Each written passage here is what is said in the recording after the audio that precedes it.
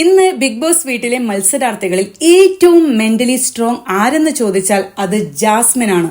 വീട്ടിലുള്ളവർ അറ്റാക്ക് ചെയ്യുന്നത് ജാസ്മിനെ, ജനങ്ങളുടെ മനസ്സും ഷോയിൽ നടക്കുന്നത് എന്താണെന്നറിഞ്ഞെത്തിയ വൈൽഡ് കാർഡും മത്സരാർത്ഥികളും അറ്റാക്ക് ചെയ്യുന്നത് ജാസ്മിനെ, പ്രേക്ഷകരും അറ്റാക്ക് ചെയ്യുന്നത് ജാസ്മിനെ.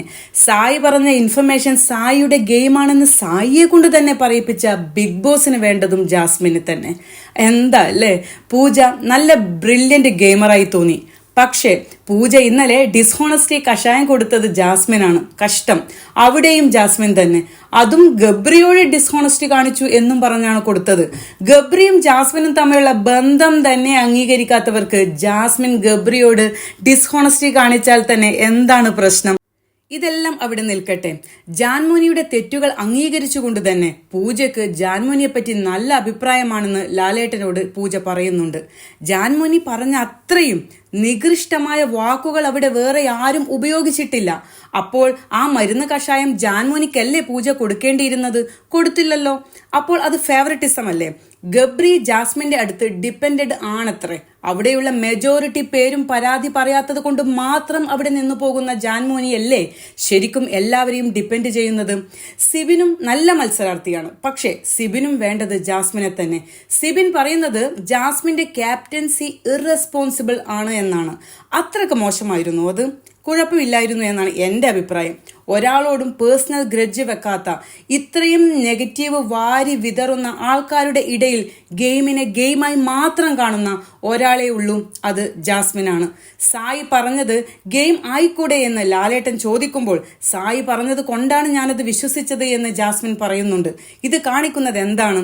ജാസ്മിൻ സായിയെ എങ്ങനെ കാണുന്നു എന്നതിന്റെ തെളിവാണത്.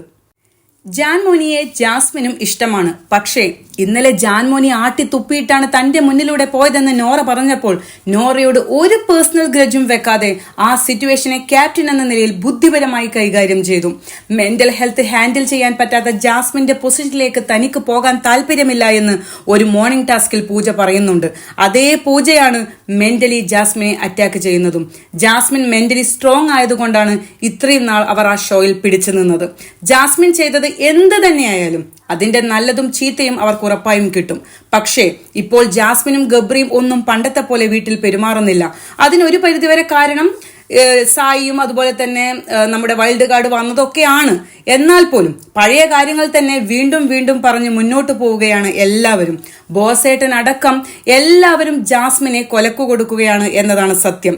അവർക്ക് എന്ത് സംഭവിച്ചാലും ആർക്കും ഒന്നുമില്ല, ഷോ അങ്ങ് അടിപൊളിയായിട്ട് പോയാൽ മതി. പക്ഷേ അടുത്തു തന്നെ നടക്കാൻ പോകുന്ന ഒരു കാര്യം ഞാൻ പറയാം. എല്ലാവരും മെന്റലി ടോർച്ചർ ചെയ്ത് അവസാനം എല്ലാവരുടെയും സ്നേഹം കിട്ടുന്ന ഇടത്തിലേക്ക് ജാസ്മിൻ എത്തും. ജാസ്മിൻ ഇല്ലെങ്കിൽ ആർക്കും കണ്ടന്റ് ഇല്ല, ബിഗ് ബോസിന് അടക്കം. കാണാൻ പോകുന്ന പൂരം പറഞ്ഞറിയിക്കണോ? നന്ദി, നമസ്കാരം.